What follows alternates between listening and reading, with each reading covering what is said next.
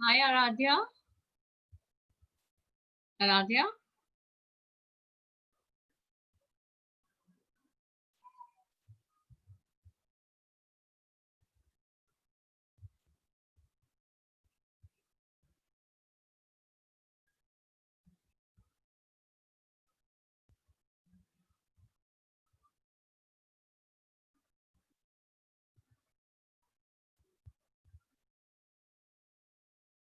Hi, Aradhya.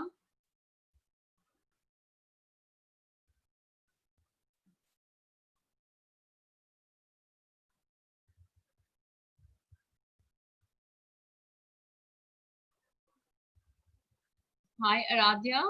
Can you hear me, Aradhya? Till the time others have not come, Aradhya, you can unmute yourself and tell me something about yourself.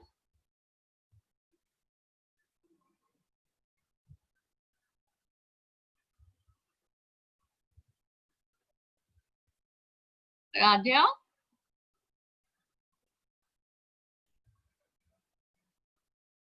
Aradhya, can you hear me? May I know you're based out of where?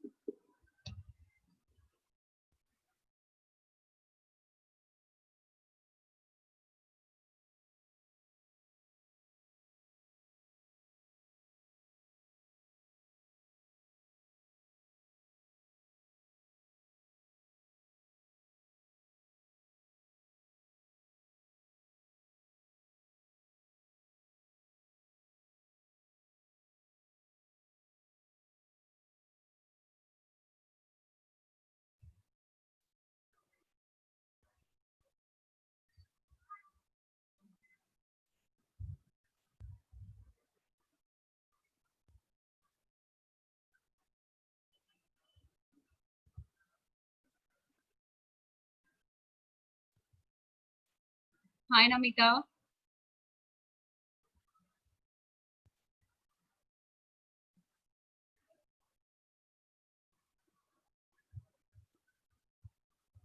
Hi, Namita. Can you hear me? Hi. Sorry, Hi. I was on mute and am I visible? No, right? No, you're not visible. Okay, I'm just finishing my tea. I haven't had lunch, so I'll just Oh my quickly. God. Not even lunch? Why so late? Don't ask. Yeah, I don't know. People are saying COVID has led to work loss, but actually work has increased. I would say the same for, I mean, the work has, actually for us, it Money was has like, gone down, to be honest with you. Everyone is asking for discounts, but work has gone up.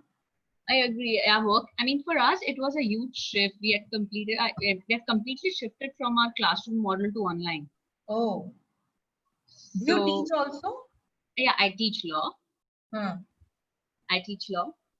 that's nice. Yeah. But yes, definitely, the entire change of the business model. I mean, now, of course, I mean, not going to continue online only. We'll have hybrid moving forward, but the only option we are left right now is the online. That's great. I'm just noting down some points parallelly what you're telling me. No worries, take your time. I just wanted, ki there is a proper internet connection. It might come away and go away because okay, I think people are joining in. Okay, yeah. Yeah. Just give me 2 minutes. I'll just. No worries, no worries. We're going to start anyways at 6. I don't know why they're.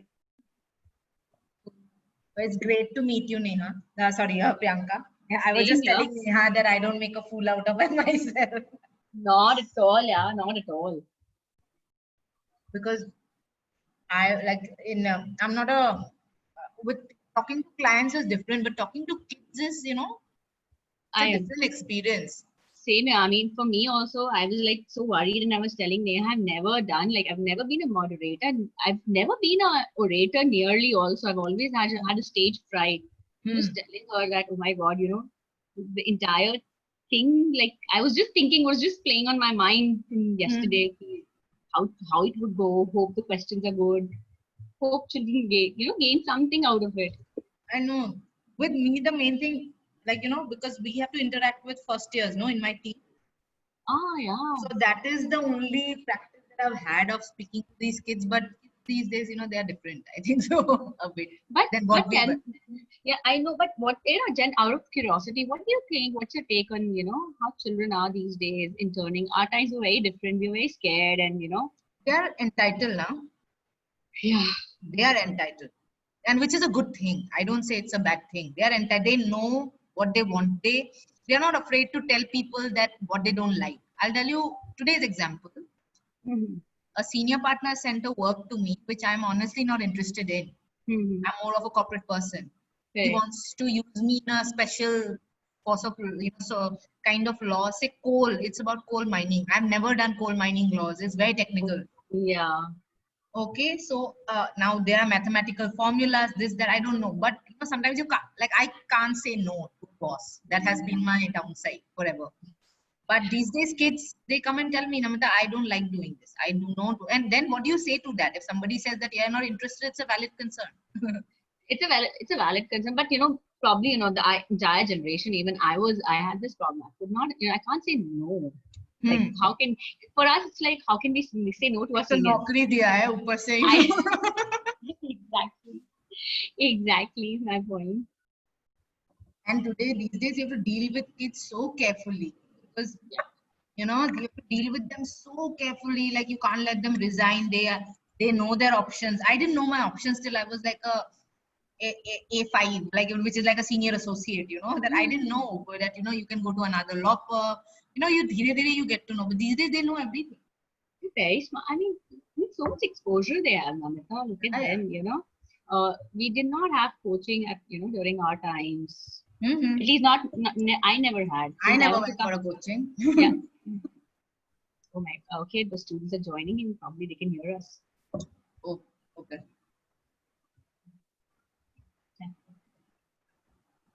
I can see Aradhya. Aradhya, hi. Can you tell me where are you from, Aradhya? Which center? We would be shortly starting.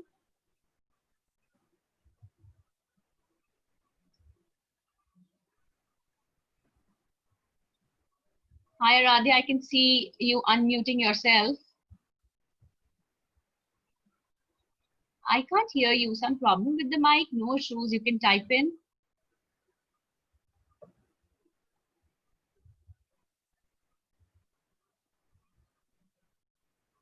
Okay. Has Neha also given a talk?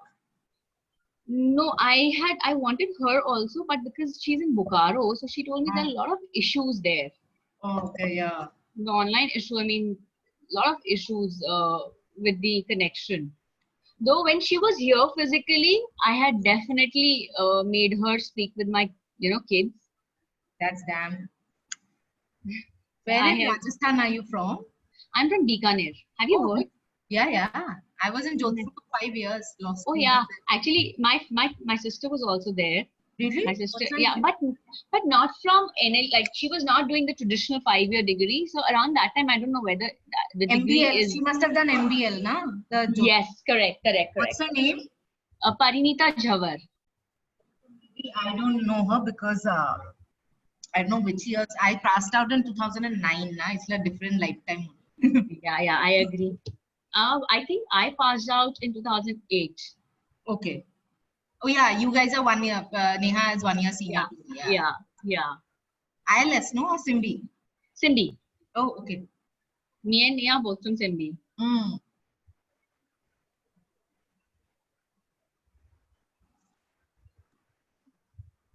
The CLAT papers have really changed, huh? I was just checking. Very impressive, no? Yeah, as in, it's become at par with something like any competitive civil service exams, those low ranking ones, Yeah, they want to test you on everything now. Because to be honest with you, the sector didn't boom also now when we were there, correct, like when correct. we were preparing.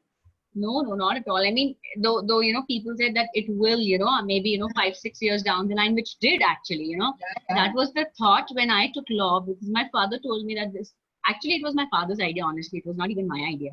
He told me this sector is gonna boom. You take this, you take this.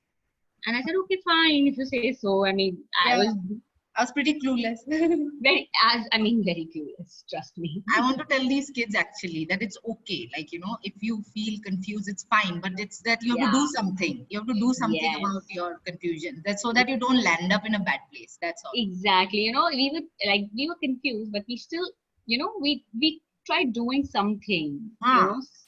We kept on working, maybe some mistakes, maybe something, Yeah. here and there. You But can't give up. you can't give up. You have to keep working, and surely, if not the one you have picked up the line will be the final destination, but something. But maybe the process you need to enjoy. You Yeah, need to you have need a to, process. exactly. That's what I want to tell these guys that, they are in a better position than where we were, at Correct. school. I think should Exactly. we, that's still 5 minutes, 6 minutes. Yeah. Anushka, your audio, connect your call over audio, Anushka.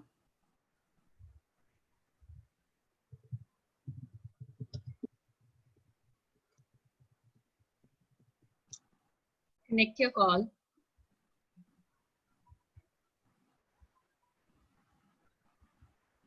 So happy to see you guys early in, 5 minutes early.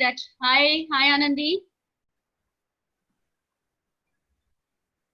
Hi. Better just switch off your video because it might cause slightly bandwidth issues, okay? Anandi, thanks, Vika.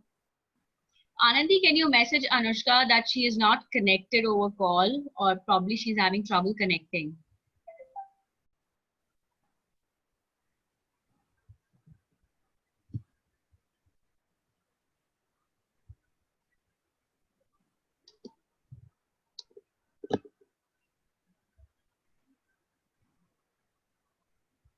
How's the COVID situation there, Nagpur? Nagpur, it's pretty decent. It's quite under control. We have some 300 odd active cases, which is not too bad. Oh, that's Delhi, what's Delhi happening. though is it's like a wildfire. I know, and they are calling us to office, by the way. My God, you guys are going to office. You're not working from home. I am working from home because I tried going for 2 days, but honestly, Priyanka, I was really scared. It's no point Obviously, going to office so scared. yeah. Every time, like though we have started going to office, me and my friend Bhavya, like my partner. But yes, since we are a very small team, Hmm. okay. So obviously, me, Bhavya, like we don't call. We're not calling anyone. Just 2 or 3 of us. Hmm. That's it. But yes, Delhi is a different ballgame altogether. And my only concern was that, and trust me, these guys are actually, when we are working from home now, in some ways, I want work to resume from office at some point because at home, you have this work, there's no boundary between your personal time and your work time because now it's been like, anyway, we used to work 24/7. So I want to tell these guys about this also that if you are choosing law, there's no way that you can't be working hard. Yes, not and especially law firms. I mean, I know how law firms. I mean, it's a tough life. It's a tough It's a life. very tough life. I want, it's they get to know of this, the better prepared they have to be. Yes, yes. I mean, it's a good way. You need to be prepared. It's not only law. Maybe other fields also have their own challenges. Yeah, but law, you see, because we are advisors, and as advisors, your liability, that's what I want to tell them that because I never had the visibility as a lawyer. What does it entail? What is it? I used to just think that Correct. most of people, what do they think? That you just go to a court or you argue or whatever. But there are different sides of this profession. Yes, definitely. I mean, and when I start my, when I sit with my kids counseling them, I tell them that litigation nowadays is the last option for the only simple fact that it's very difficult. The gestation period is very, very high. Yeah.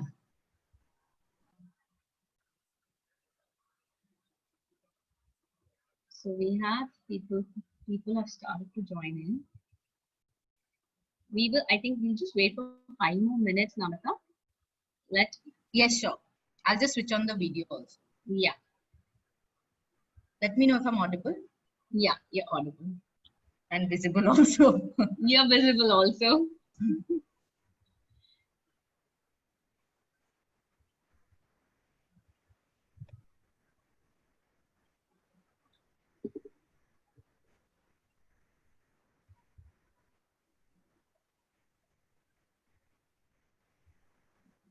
Thanks to webinars and seminars that Yes, we are able to interact.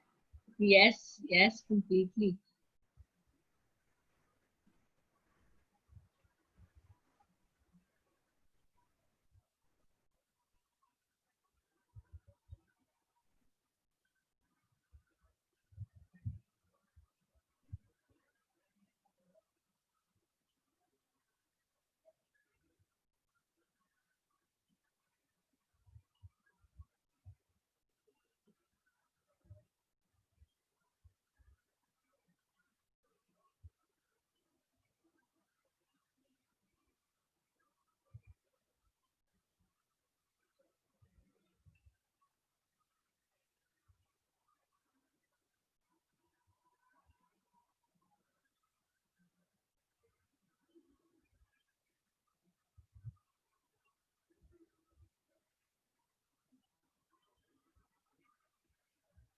Just give me 5 minutes, Namita. I'm just admitting all the participants.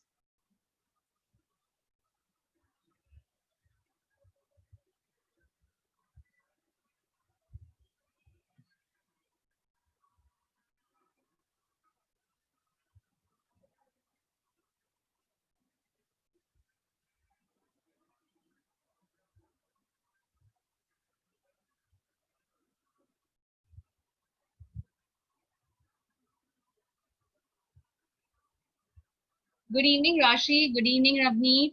How are you all? So glad to have you here.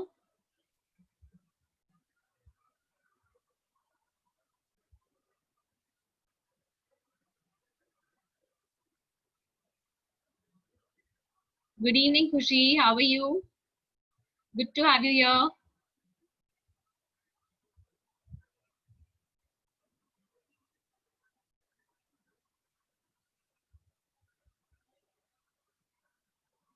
I'm very well, Ravneet.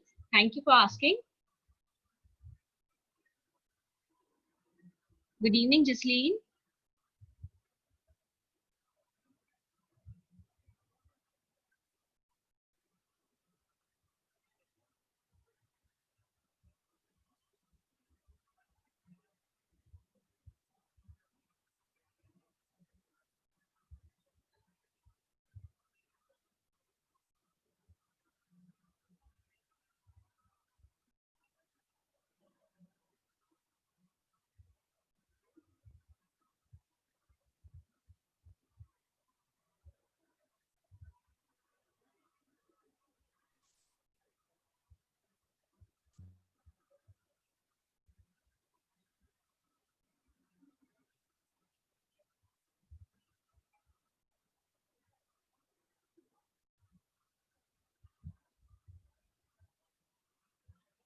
Good evening, Vedika, Suyash, Durgesh, Iha, Devesh.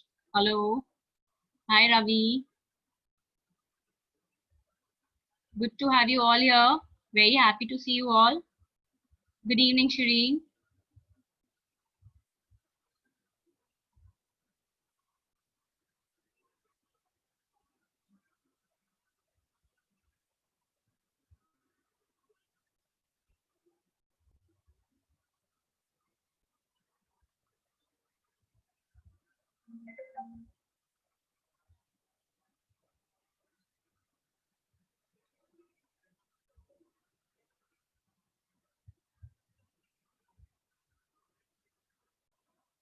Good evening, Palak, Karishma, Pooja, Anandi. Hello. Hello, everyone. Anushka.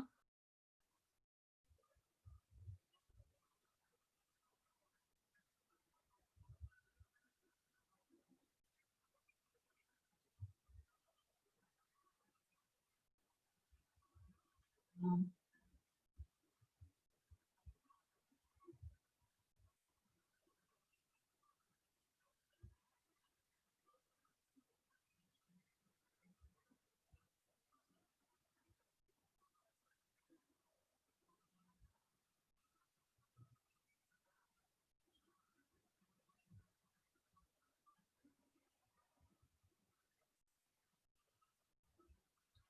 Namita, just give me 2 more minutes. I'm just admitting students, participants.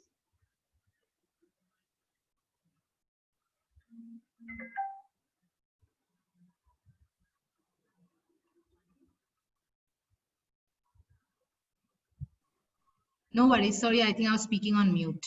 Yeah, no worries, no worries.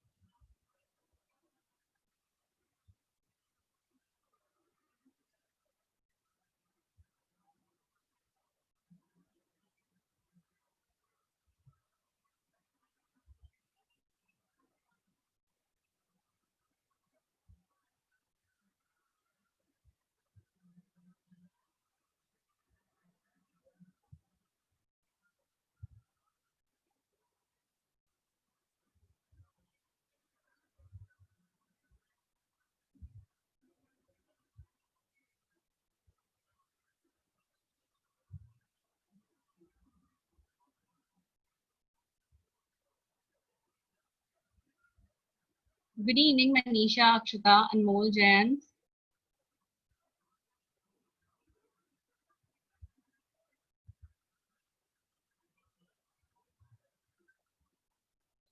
Uh,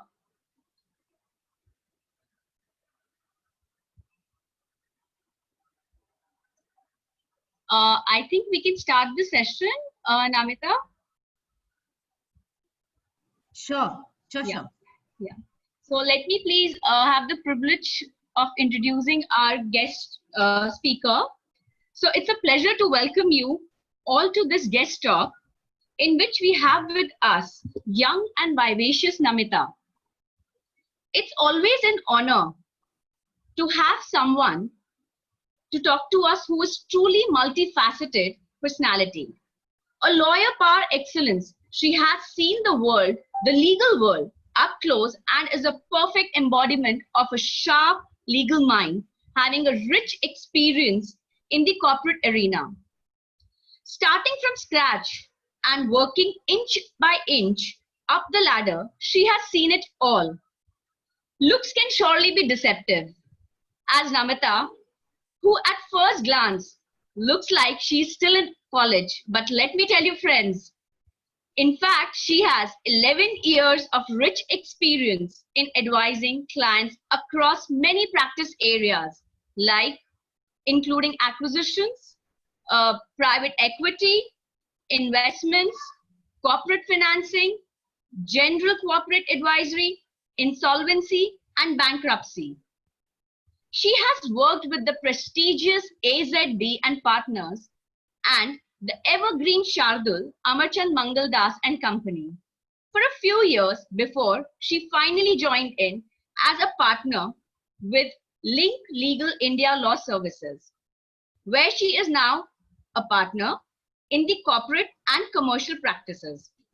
A self-made woman, she is here to let you all know what it really takes to tackle the bull by the horns and gives us a glimpse of a life that the legal world has to offer for the young and aspiring legal entities. Now, I would like Namita to speak for 2 minutes with our kids. Sure. Thank you so much, Priyanka. That was a rather very kind introduction. I hope I am worthy of that. Thank you so much. And I'm very happy to be speaking here. Hello, everyone. It's always like, this is like a refreshing thing for me, at least, because we mostly end up speaking to clients, all the serious matters and disputes. It's always a bad time when lawyers are called upon by the clients. So, and it's always a joke amongst lawyers, at least, that the clients always pass on. If you're the lawyer, they will always pass on a part of their stress to you. So that brings up to the whole premise of a profession, that it is when somebody needs you to pass on their stresses when we come to the picture. So it is obviously a refreshing thing for me to come and speak to our young friends who hopefully will be joining our profession to take it forward. So thank you, Priyanka, for this opportunity, and I hope everyone that I'm able to contribute in your in your journey to becoming or choosing whatever profession you do, whether being a lawyer or any other thing that you have in mind. I just hope I'm able to contribute to that. Thank you. So Namita, let's start with a simple question. The Yeah. first thing first, all of us are very curious to know that what exactly made you choose law as a career. I mean, I would rather say, do you think it's a lucrative option? Okay. Thank you. Okay. So that question, this is something I think all of us have grappled with, that how do we join the profession, or rather which profession to, choose. On this point, I want to tell everyone on this call, at least, that I know all of us know that you may be confused. Rather, if you're not, that's great for you, because at least that clarity, if you have that you want to choose law, that is great. First, let's begin with the nascent area. Which profession do you choose? If you're confused, it's completely fine. This is a part of your journey. You have to take it. It's about it's the profession that you choose, as people say, that becomes, you keep working until you die. So this is going to be your part of your life, the biggest part of your life after your family. And sometimes it also overtakes your family, because there's some people here, like for example, work becomes your center stage. So this is going to be a very important part of your life. So therefore what you choose is very important. That is number one. And how did I choose this profession? Coming to that, it was, the whole Indian parents versus children discussion of humanities or sciences. If humanities, what do you do? If sciences, what do you do? That's been going on forever. So in my family was nothing different. My father being a civil servant, we always had to, that was that was a path that was chosen for me. However, for some reason, I thought, because that time I had only read about, like right now, all of you are way more privileged, that there's so much visibility. The profession has grown so much, and we are at par with the law firm culture, which started in the West and has come here. And, our now being a lawyer is not just about going to courts but it has a lot of facets to it. So there's a lot of visibility now. At my point, there was not so much visibility. So I was obviously grappling to it. I'd only heard about National Law School, Bangalore, and Nalsar. So that time, and Jodhpur had just started. The first batch hadn't passed out by then.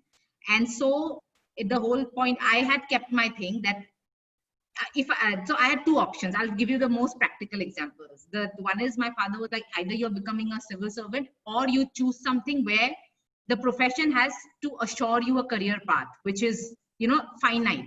So from there, like from all the professions that you see, lawyering actually is one of the professions which, whether there's a recession, maybe there's a lawyering and being a doctor, you become a trusted advisor to a person. They come to you with their problems. So to that extent, obviously I didn't take sciences, so being a doctor wasn't an option, or rather I don't know if I wanted to do that to begin with. But being a lawyer, I tested it, that it is also a kind of a recession proof profession. That if you are a lawyer, no matter what, even for example, I'm giving you the times now that a COVID or a pandemic is happening in the country, but lawyers, the workflow hasn't reduced. So if you're a lawyer, there will be some kind of, maybe a big transaction or a small transaction, maybe a big matter or a small matter. I thought there'll always be work for me. And then even whether I work in a law firm or a chamber, I can even run, a profession on my own, which is what gave me the motivation that this is maybe a profession which I can go forward with and build on it. And as luck would have it, I think the profession has grown a lot in the country. And that time also, I was not aware of what all you can do with a law degree, which I can probably throw some light now. And I have understood it maybe now, which all of I can share with you. So that was something which I thought that I should join this, because maybe it's a profession which can take me no matter what. I won't be dependent on a particular job, is what I thought. That's a very good point, Amita. Thank you. Well said. That yes, definitely it is recession proof. So law is a career which definitely is a recession proof. Okay, kids, points to be taken here. Okay, so moving next, my next question is, what do you think that what kind of person, becomes a good lawyer? Yes. So, like, first of all, let's understand, it is not, at this time, at least in most of the careers of people, there is obviously a thing that we just want to become a lawyer because we have seen a few people argue cases, or we have heard that there are law firms which pay well, or this and that. First, understand what does being a lawyer entails. Like, we know the word law comes from logic. You have to have a logical bent of mind. So addressing and just to let you know, when you become a lawyer, like I said, that you have to deal with people's practical problems. They will come to you that this is, for example, if you're a litigating lawyer, they will come to you, this is a problem, or rather my contract is not working out. How can I resolve it? So therefore you will read the law and come and give them a solution.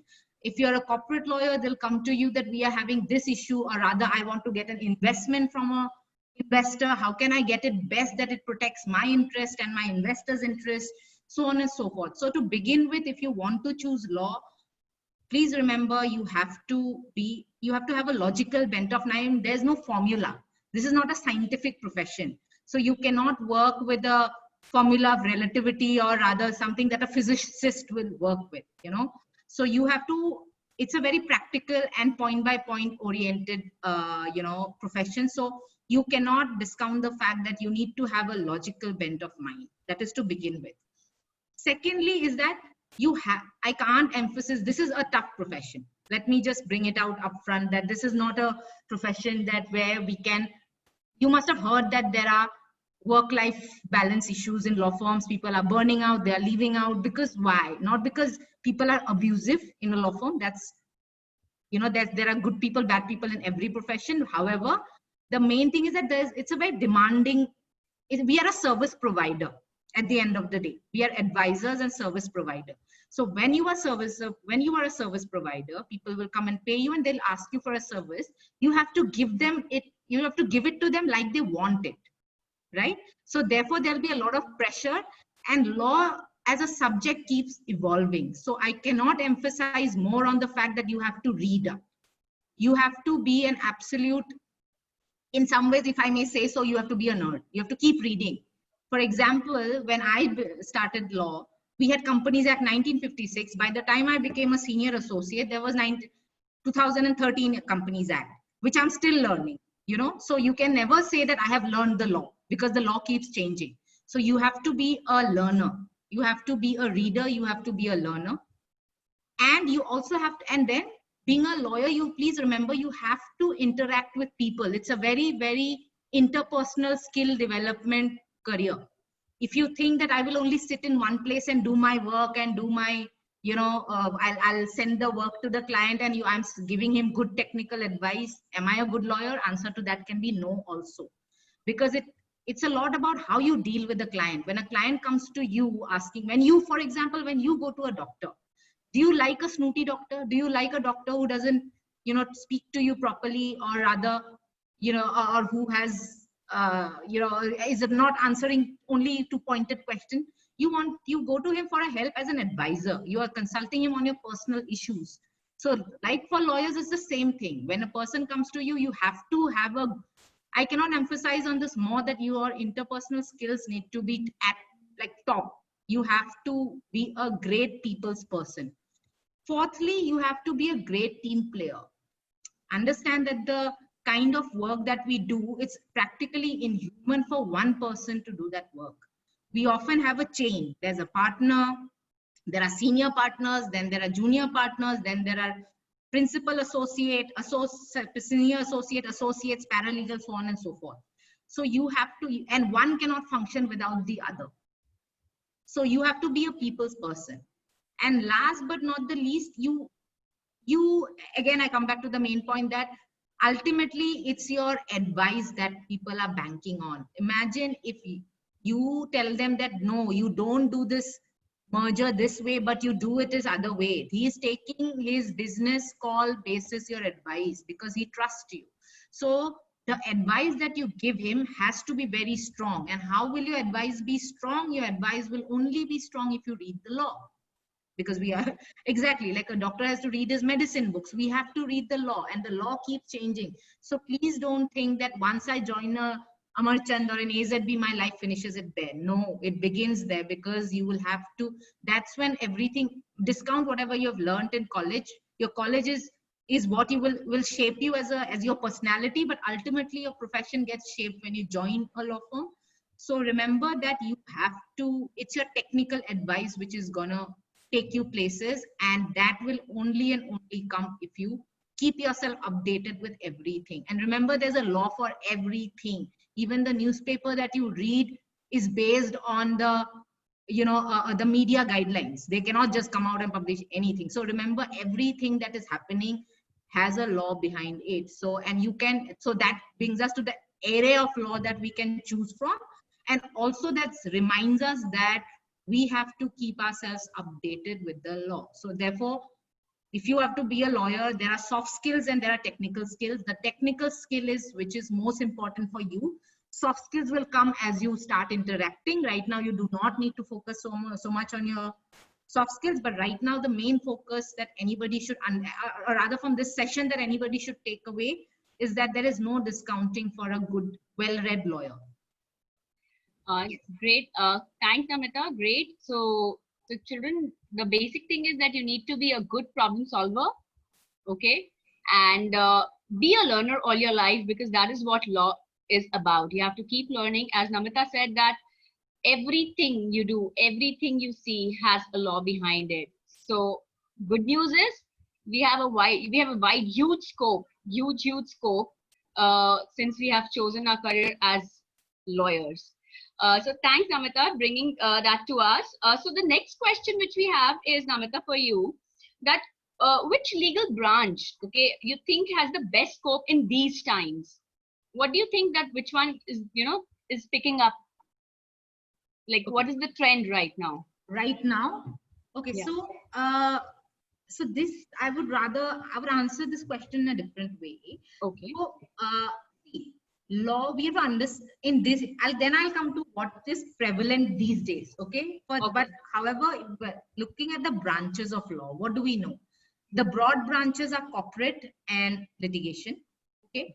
However, within the two also, there are various branches. So I'll give you in litigation, there is criminal law, there is civil law, there is nowadays the new thing which is good for us is the insolvency litigation, the bankruptcy litigation that has come in.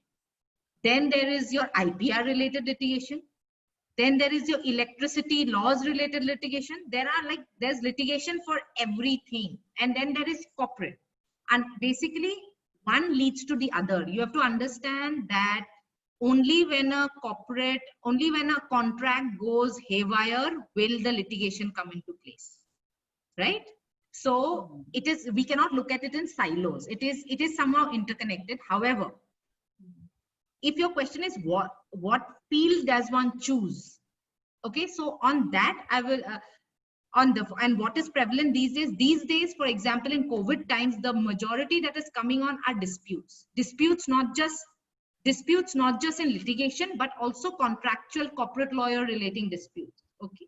For example, I will tell you a live example. We were advising a contract who was executing a big infrastructure company who was executing contracts for another big giant of in the Indian markets. So there is obviously, because of COVID, payments weren't made. So therefore there is a dispute. So now, that at least during COVID and lockdown times, the disputes have increased. and people need money. So obviously the debt funding has increased because nobody wants to put money into equity, right? So the debt instruments have increased. So to answer your question squarely, in these times, what I'm noticing is that people are getting a bent of mind towards the more transactional kind of legal area. Yes, there are people who are going into litigation also. However, they go to litigations once they have certain, your first 3 years in the profession is when you're absorbing the most. And no matter right now who thinks what, they'll ultimately the decision of what law, their field of law they will choose will ultimately come to them once they taste the waters, which will happen not in your first year, not in your second year, but ultimately by your third year. You will know that, okay, this is what I am doing right now. I don't like it, or rather maybe I like that better. For that, you have to go through the rigmarole of doing a transaction, making a mistake, getting corrected, then rather reading another document which probably interests you more than the other one, or rather you will end up realizing that that is better. But overall, there is traction in all kinds of law because litigation has suddenly increased. People are filing cases against each other a lot because of COVID, and you also have to see that right now we have a government who believes in a lot of commerce. So obviously the commercial laws have increased in the country. Hello. Yes. Yeah. So sorry, I got, yeah, please go ahead. Sorry, got disconnected. Yeah. So yeah, so to add another angle to which kind of law is prevalent, we also have to see the kind of policies that are coming in the country. If we look at it, our government, you will see they're liberalizing a lot of things. They have now made private sectors to participate in the coal sector, which was never allowed. So there comes a new opportunities for lawyers like us to go and help clients bid in coal mines. Okay, that is an example. Then there are other examples of how they're allowing foreign direct investments in different sectors. So what I mean to say is that now you will see that a lot of, at these times, at least with the current scenario that is going, the policy scenario, you will see there are a lot of traction happening in the corporate space. But because corporate space is seeing a lot of traction doesn't mean the litigation traction is dying out. It means that there will be more contracts, there'll be more violation, and ultimately there'll be more disputes. So it is like the corporate space is increasing, but that also means that the litigations will increase. So there's no like a perfect formula that this is growing, you go there. It takes time. Which stream do you really develop your interest, and it takes time. It's like over the years where you develop some kind of interest in a particular area, right? Amrita? Right. Yeah. And because corporate, like I said, that corporate is increasing a lot, but that doesn't mean that will lead to more and more litigation. That is the perspective I want the students to understand, that law, you have to look at it like, you have to understand the basic that two people enter into an arrangement, problem happens, and then those two people sue. So when those two people are entering into the arrangement, that's when your corporate team will come into the picture. And then when two people will be suing each other, that's when your litigation team will come into the picture. That's so basically they go hand in hand. Yeah. Yes. Okay. So since you have brought up the topic of litigation, just wanted to know that is it possible for any litigating lawyer to completely change their career and get into a law firm like the corporate, the consultancy side, or vice versa? See, so I'll tell you, if it depends on when do you want to change? Because yes, it's possible. I have, for example, in my first year, I was supposed to do litigation. I tried doing litigation, and it so happened that in my litigation, the litigation was regarding to shareholders. So I read the shareholders agreement and I realized, no, actually shareholders agreement I like it better than the thing that, so vice versa. Yes, it is possible for a person to change from litigation to corporate. Answer is yes. If you're willing to put in that kind of hard work again in learning the corporate matters, because you need a different bent of mind. When you're looking at a litigation advisory is when you're going in front of the court, so your approach is different. But in a corporate advisory, your approach becomes totally different. You become like an MBA in finance person, how they come and advise on commercial stuff. So it is obviously the approach is different. You will have to unlearn a lot of things and learn a lot of new things. But I will not say that it is impossible, because there are people, for example, even after 11 years of hardcore corporate practice, I am currently working on an arbitration matter. So that doesn't mean that I may not, I have to probably read up the Arbitration Act again and so on and so forth and learn the process. But I would not say that, please understand, it's ultimately the law and it is not rocket science. If you put your mind to it, you will be able to understand it. And yes, it is possible, but it may require hard work. It may require you putting extra hours to learn new things. Okay, so in the beginning of our talk, you just mentioned that you belong to a family of civil services. Your parents are into civil services, so you never thought that judiciary could have also been an option, since it's close to law, somewhere, serving somewhere into government services. Right. So that was something my parents were very keen on me doing. But I actually happened to go and muddy my hands with corporate law before even that idea, I bought that idea from my parents. But yeah, that was, it actually depends on what you want to do. Ultimately, because see, even if you want to become want to give judiciary, it's a very prestigious job. It is a very, very prestigious job. But then, having seen people, judges closely, what I saw that it also is, it also sometimes, maybe that is not what I was looking for in life, because for me, at least a finance background, or rather this talking to investment bankers or big, private equity investors from all over the world charmed me more than being a judge, to be honest with you. But having said that, I think I have friends who have given this exam. This is a great, it just goes on to prove that our degree can be used in so many ways. So therefore, I think being a judge is a great thing if one wants to do that. Because coming back to the same point again and again, is that our degree can be used even if you want to become a professor at Harvard, or rather go to Stanford and do even, for example, I know a lawyer, she's today in World Bank as an economist and an international trade person. Because you have to understand, when you're doing law, for example, a physicist will only know about all the physical aspects and his dent of mind is only towards sciences. But when you read law, you read economics, you read social sciences, you read policies, so your horizon of options becomes way higher. Very, very interesting take, Namita. Very interesting take. So yes, as Namita said, that it charmed her more talking to the private equity investors and the corporate side of it. But as she said that yes, it is amazing that how our law degree can be used in different areas. I mean, I've always said that it's one of the most lucrative options, and we don't know in what many ways we can use our degree. So very well said. And yes, as she said, that judiciary is also a very good and lucrative option. Just that you need to have that bent of mind. And one has to study so much also to crack the exam. Yeah. Do you still fear studying, Namita, by any chance, since you have to read such huge contracts and all? It scares me when I'm on page 1. But by the time I reach page, say, if it's typically those pages are like 100 plus. So by the time I reach like 60, I'm like, okay, fine. And to be honest, after a point in time, you know which issues to pick. Like you will, you get to know that whether this clause is material or not.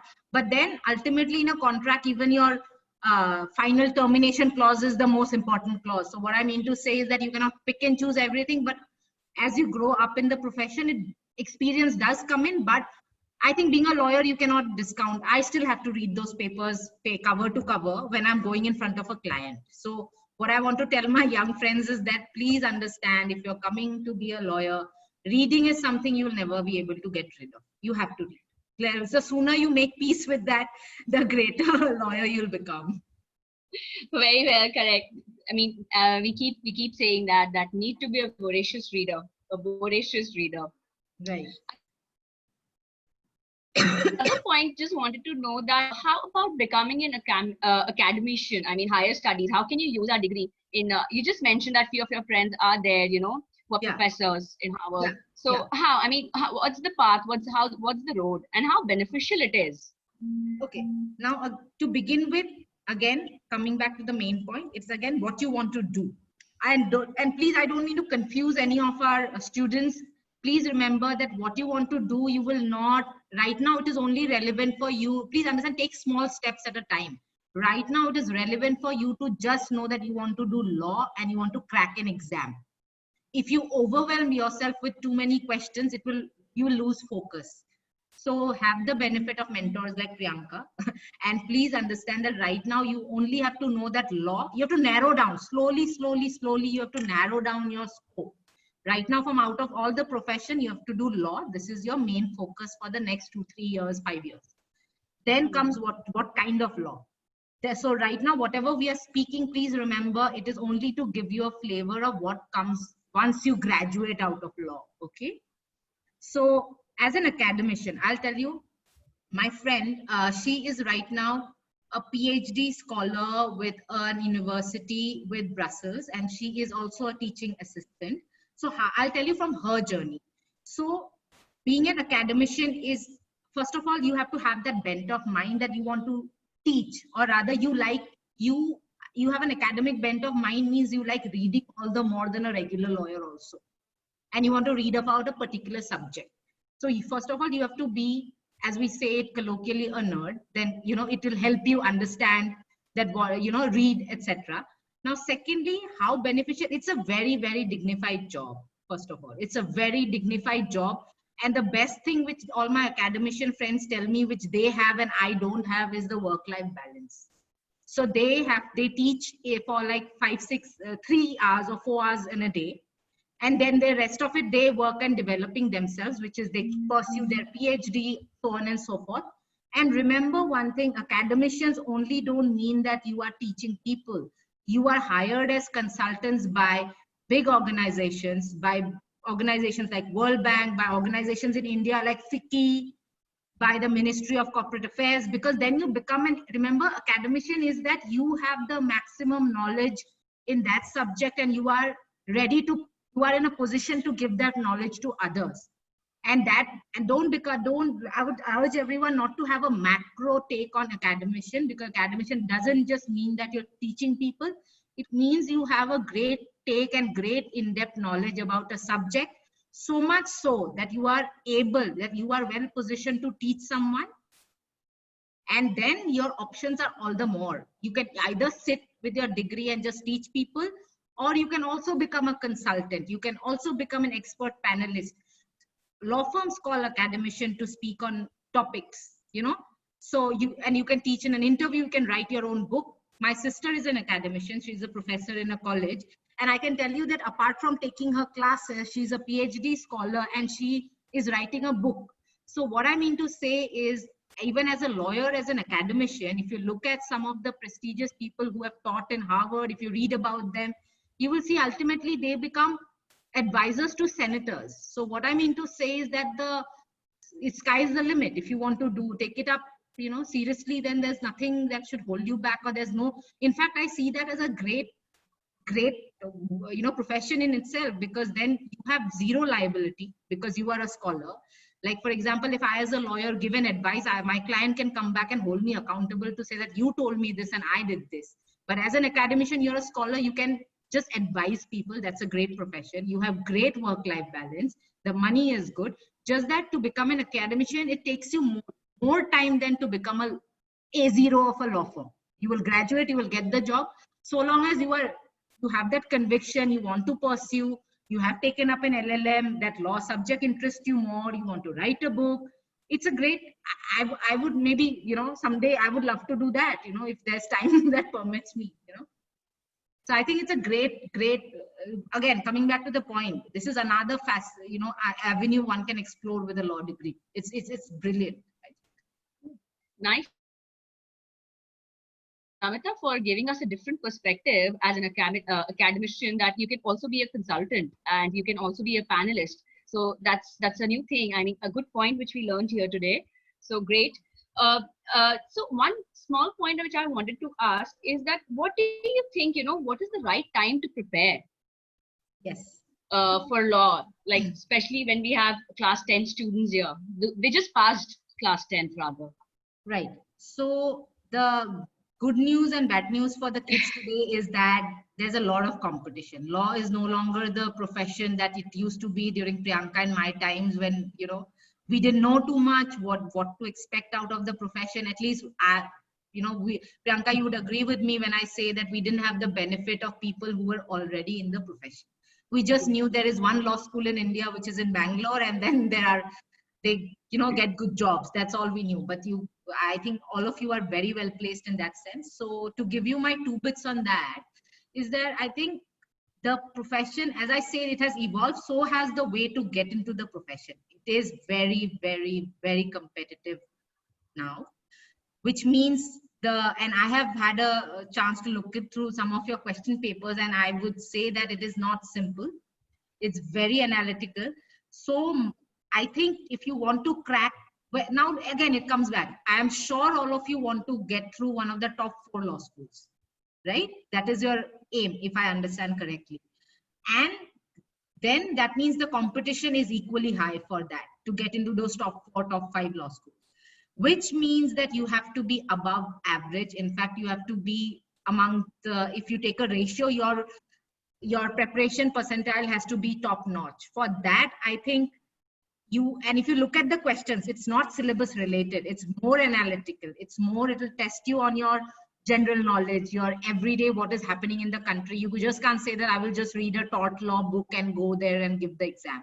So you have to prepare as soon as possible. I think from 11th onwards, because when you come to your 12th, there are other pressures in your life. You have to get a good, grade in your 12th exam. So I think 11th is a fairly, you have just come out of your one board exam and you are slightly relaxed about at least scoring a big board score. That is not, that dagger is not hanging on your head. So I would suggest you should start preparing as soon as you graduate out of 10th and go to 11th. That would be, and prepare how? That is when you have to prepare, but you have to prepare it in a more analytic. You cannot basically leave any question that is typical to a CLAT exam. For that you have to, and because now the syllabus is expanded, I think they have to read a lot and know how to draft your answers and see what kind of topics you have to cover.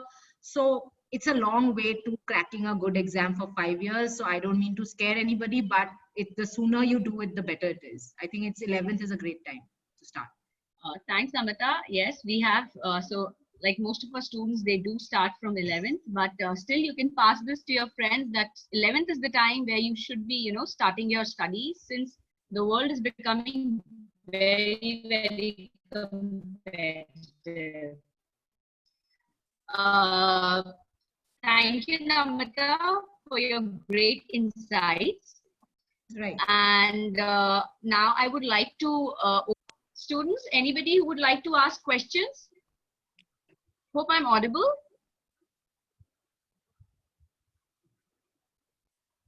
Okay, so we have one question coming in. It's from Muskan. So Muskan says that, ma'am, I want to be a corporate lawyer at MNC. Will it affect my career if I, get into any other college other than NLU? A good question. Right. So, okay. So let me tell you the distinction between an NLU, and let me tell you more and more that distinction is getting blurred. However, that distinction only comes to play when you go for a tier 1 law firm, mostly. But I'll tell you, but that doesn't mean that. Now look at it this way. If you get to meet a guy who is an engineer, he says that I am from IIT Chennai or Madras, versus a guy who is from an NIT. You are a normal kid who is just who has been introduced, a guy has just come and introduced himself that I am from IIT. Will you not judge? Like, point is, you will obviously, as soon as you will hear that as somebody is an alumnus of an IIT, obviously that will give you a preconceived notion that, okay, maybe he actually may not be better than the other one, but it's a perception issue. It helps you being from a good institute sometimes just makes it a bit easier for you, versus a NIT guy may have to work harder to prove himself. If you are an IIT graduate, and then IIT being a topper and IIT being an average, if you're a topper, you will get just picked up that, okay, come, how bad will you be? So that is the simple point. So my point is, yes, if you want to get into an MNC, a law school stamp is not material. But if you're asking me, will it make it easier for you to get through a MNC lawyer if you're from a good law school? The answer is yes. Because if they will remember, they'll be getting hundreds of applications along with you. So if you're from a National Law School Bangalore, they will be like, okay, he's a National Law School Bangalore person, let's just hire him. If you're from a Jodhpur, they're like, yeah, this college has a good name, good alumnus background, come join us. So rather than if you're from a different law school, I don't mean to, these days, as I said, the difference is blurring. Every kid is out there to prove their own merit.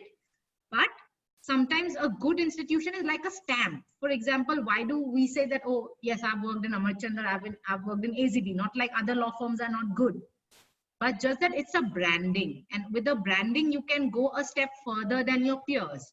So if you want to get through a good MNC without much trouble or people doubting your capabilities, I would suggest you should aim for a good law school.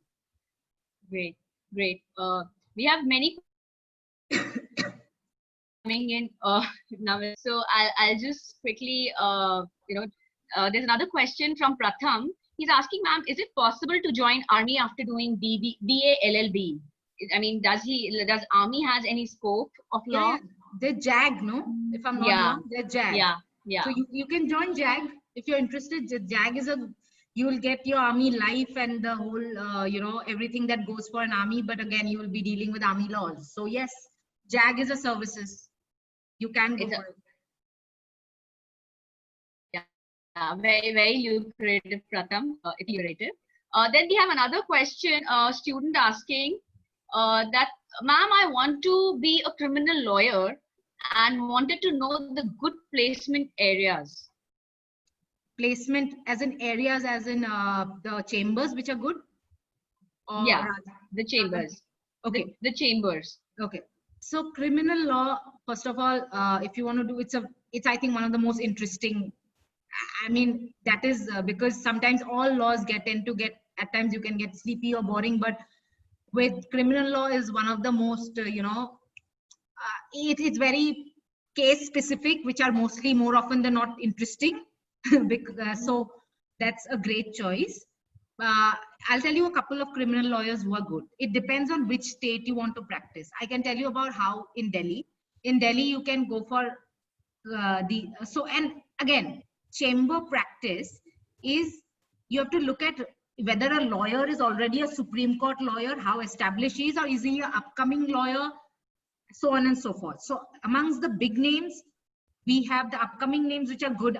There's Mr. Siddharth Agarwal. He did. He was, I think, he was the 2G matter. 2G matter was his claim to fame. Then there is, of course, Mr. Siddharth Luthra. We all know, as he was I think, the Attorney General of India also for some time. There's Mukul Rohatgi, of course, who's good. But in the criminal space, and the names who always come are Siddharth Luthra and Siddharth Agarwal. So Siddharth Agarwal is, of course, a junior from Siddharth Luthra's office. So that's how. These are the good places. In Bombay also, I've heard there are great criminal lawyers. But if you see, because courts are mostly placed in Delhi, so in Delhi, these are the big names that you have. And you, of course, have the senior advocates like Kapil Sibal. All of those are there. But if you want to be in close proximity with a young and vivacious lawyer, I think Siddharth Agarwal is a great place to join. But again, his practice is also becoming very big. So, one has to, the best way to get through these are, if you want to do criminal law, please start interning at these places. If you intern at these places, you will start building a rapport. You can repeat your internships and ultimately get your placement there. So the key will be to ensure whether, okay, so I would say that have fun in college, but do not have fun during your internships. Work very seriously. That would be, a very important point which Namrata has mentioned, that internships they play a very important role, and you can work very hard, absorbed. Okay, so that's a very important point which Namita has brought up. I'll take one more question. Another question, it's gone up. It's from Durgesh. He's from Nashik, and he says that how do you explain some of the complicated legal procedures to clients? Okay. So that's a very, I'll try to answer this question. So see, again, like I said, logic in the beginning, that if you want to be a lawyer, you cannot be devoid of logic, or rather even short of logic. So first of all, you have to understand something very clearly. It again, and then so yeah, let me go about this very structure.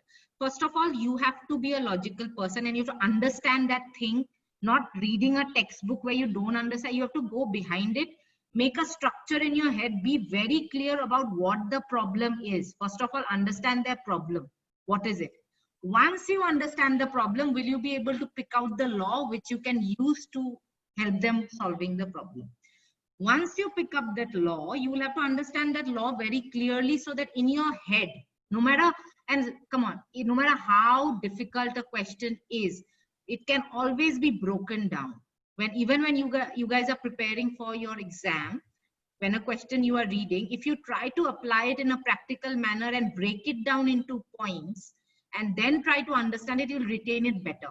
So likewise, when I'm trying to address a complicated issue for the client, I first try to break it down and understand that what is his issue exactly, because sometimes between sentences there are issues there. That is the downside probably of our profession. For example, a physicist has a very clear formula, we don't. So we have to understand it more thoroughly. So I try to understand the problem properly. Then I try to understand what is the law. And if there is a very complicated process involved, I try to make points on my own, make my notes, make a flow chart, make a diagram. And that's because everything, sometimes if you give them a paragraph, they may not be able to understand how they will understand the flow chart, or rather how they will understand a point by point answer. So the answer to his question is that he has to first have a very, very, broken down, organized way of addressing the person's question. And if the process is very complicated, he has to first understand the process in an absolutely crystal clear manner. Only then will you be able to explain it better. Now, coming to the other thing is that as a lawyer, you have to be a very, very articulate speaker. When you speak to a client, you don't have to speak more, you don't have to speak less, but you have to speak adequate and speak articulately. For that, in a very articulate manner, sorry. For that, you have to organize your thoughts earlier. Then again, coming back to the point that how you are preparing for your exams, we prepare for our meetings and for calls and for drafting on a daily matter, because honestly, it'll only be after experience of maybe 20-30 years can I just go impromptu and talk in front of a client. But I still have to prepare. So that's coming to your question, is before you understand, when you are addressing anybody's complicated questions, please prepare well, please understand his problem properly, please understand the resolution properly, and then you present it. You have to talk in a very, very articulate manner. Even if you're writing, yes, and if you're giving a written response, you have to make it very, very, the drafting has to be as simple that as a kid can understand. And you can, no point writing English in a very, very complicated manner. Write it very simply, give it, because people like simple answers. Nobody like complicated answers. The law process may be complicated, but your answer must be very simple. I hope I'm clear on the distinction there. Yeah. Thank you so much, Namita. Here we'll end our Q&A question and questions from our participants, and I would like to invite Vedika to extend vote of thanks from our Bullseye team side. Vedika, you there? Yes, ma'am. Good evening, everyone. Good evening.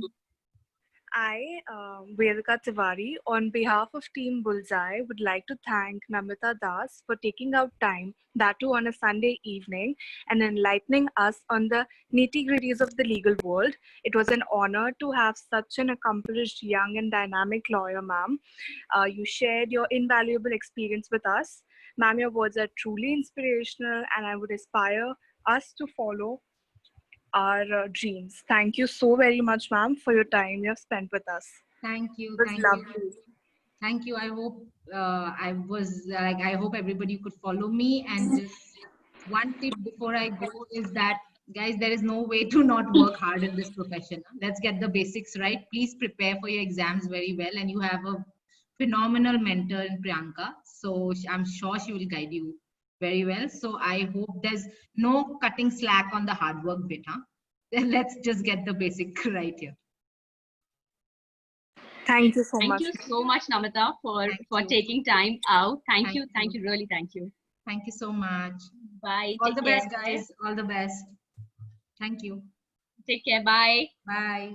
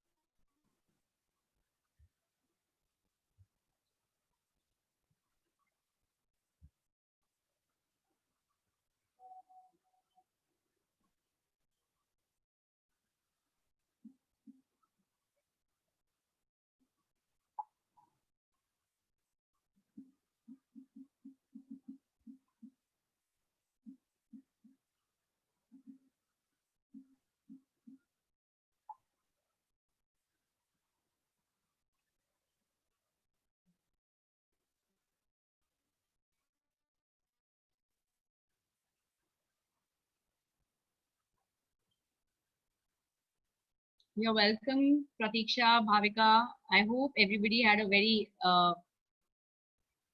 educational session. I hope you've all taken something from this. And as rightly said by Namita, there are no shortcuts.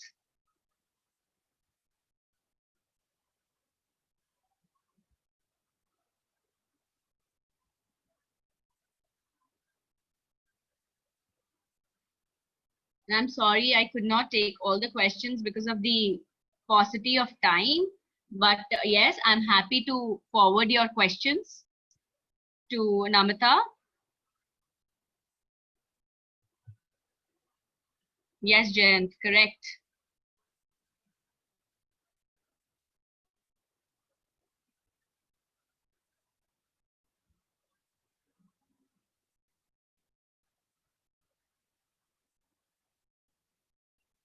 You're welcome, Pratiksha.